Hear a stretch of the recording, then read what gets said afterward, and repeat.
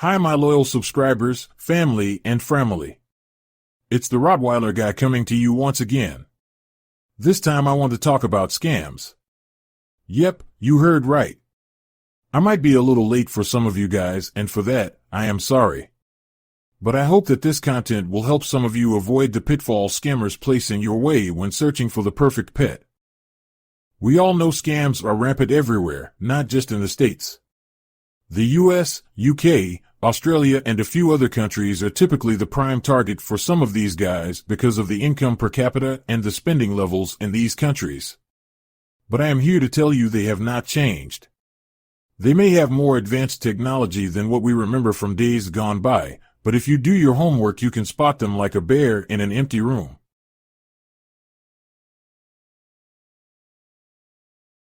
So, with that being said, let's get started. Scams surrounding puppy purchasing are some of the most common and are in the top 5 types of scams. They have been on the rise since 2020. These scams are typically run by overseas groups or gangs, which makes the task of doing the research to capture and prevent them from scamming again extremely expensive, and thus typically not pursued by the victim. Most puppy scams are committed online because, right now, this process is not regulated. And people, they are very clever.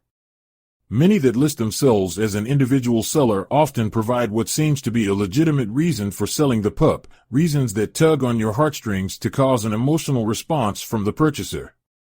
Many sound very confident on the phone and even enlist the assistance of an American-sounding counterpart to help them steal your money. There are some key things to pay attention to when it comes to scams. But one of the things you want to be conscious of when beginning your search is the fact that many of the social media sites we frequent are filled with scammers. That is not to say that there are not any legitimate breeders in these groups. There are. I am in a few myself. But scammers perpetrate all kinds of scenarios online, depending on the information provided by you during your introduction or post. So it's important to pay attention. Typically their deals are absolutely too good to be true. Most often they will tell you they are in a different state than where you are, and even give you a phony address to Google. They always seem to have pups available immediately, but you must hurry to get one because they are the last of two, or the absolute last one. Many sell more than one breed, which is a big indicator they are a scam. And they can always deliver for a fee. Some of the ways puppy seekers get caught up in these puppy scams are almost unavoidable, like for example, 1. Fake websites. Typically a site that has only been up a few days or a few weeks with no history visible on the site and no mention of past customers. 2. Facebook groups. Here scammers target those looking for a cheaper way to buy a purebred. 3. Craigslist and eBay. Scammers here often pose as individuals selling from their home, sometimes with a sad story. These guys will often advise their price is negotiable but do not advise why, other than they have another litter due soon. True breeders rarely negotiate on price unless the dog has some imperfection like a lazy ear or something to that effect. There are some lured by the offer of a free puppy with paid shipping. Typically this is followed by a request that the shipping funds be wired via Zelle or a prepaid card. Once the funds are sent this way, they are no longer traceable. Most won't mention a health check warranty at all. But the best scammers will offer a warranty knowing you aren't getting a puppy. Scammers typically don't have pedigree information, or do not have it when you ask, but say they can get it. But breeders can usually give pedigree off the top of their head for a current litter because the parents are theirs and raised by them. Also, most scammers don't send a receipt following payment or even mention one. Now, I could go on with just the facts I know off the top of my head. I know these things because I have invited a few scammers into my inbox or DMs on Facebook just to bait them along and see what tactics they would use to make me purchase a pup. All those things previously mentioned are things they have tried to convince me to do. Some were very insistent and persistent, but others backed off the moment I mentioned pedigree, receipts with business info, and asked to speak with them via phone. My sister was almost convinced by a scammer in Texas to buy a pup but reached out to me for advice. I found the pup she wanted's picture on multiple websites as well as on Facebook. But let's move on. I don't want this video to be too long. I do, however, want you to have enough information to allow you to do your homework before purchasing your new pup. One of my pet peeves is use of an autoresponder system. An autoresponder system is a great tool if you have time to use it. If you are a breeder, unless you hire someone to man your autoresponder box, you don't have that time. I have an autoresponder myself, and it's on rare occasions I can respond immediately, and I have an assistant. We're busy. If you are lucky enough to get a real breeder on an autoresponder, the first thing they will do after giving you the basic copy-paste spill on price is tell you to call. This is the same with emails. We have standard copy and paste responses, followed by a request for you to call. It's easier to clean the kennels with headphones on while talking than to sit at a desk and type while getting little else done. It also makes the day move faster. All that leads to my pet peeve. I absolutely hate it when I am given the sad story of a puppy purchaser who only spoke to the seller of their pretend pup via an autoresponder system. A seller who never asked them to call or even offered them a phone number for questions. The scammer said the right things to get them to make an emotional decision on the fly, and it cost them dearly. Beware of autoresponder systems. You should always get the seller on the phone. Now, that's it. It is important that when you get the seller on the phone you should feel comfortable. The seller should make you feel at ease about any question that you ask. They should be ready and able to answer most all of your questions. If the questions asked are about dogs or puppies, the seller should be very fluid and transparent with speaking of the dogs and pups they love.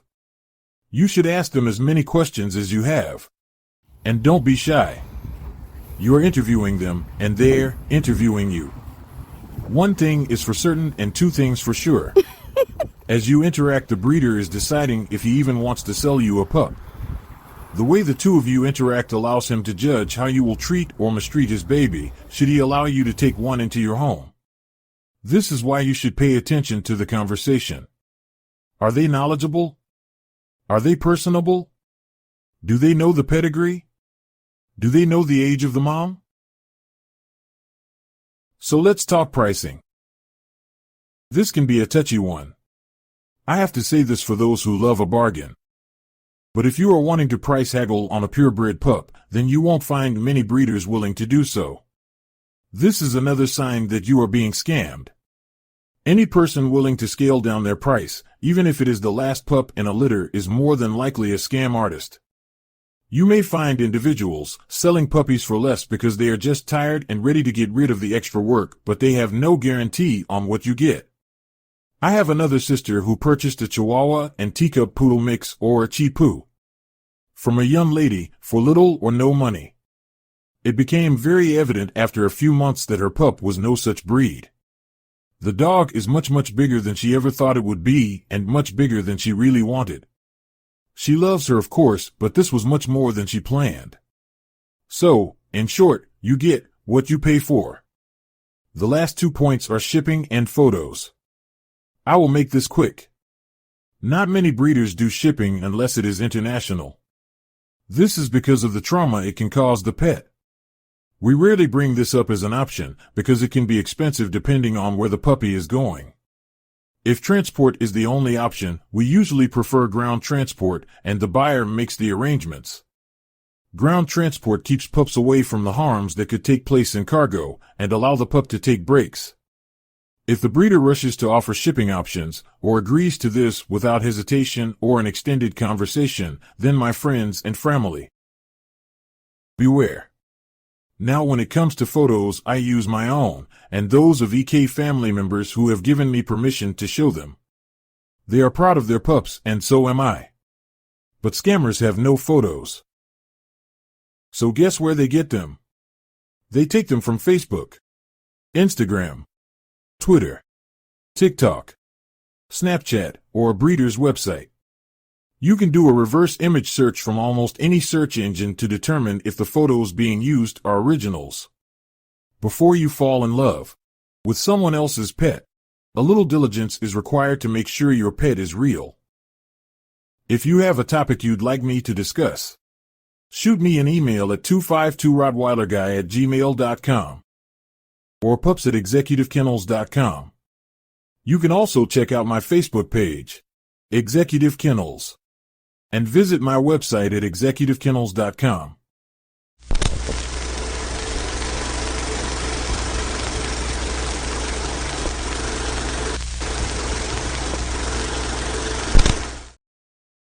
I hope this information was helpful. A puppy purchase is a big deal. You are looking for a new family member and best friend. This process should never be taken lightly. I am the Rottweiler guy signing out with a 10-4. Peace.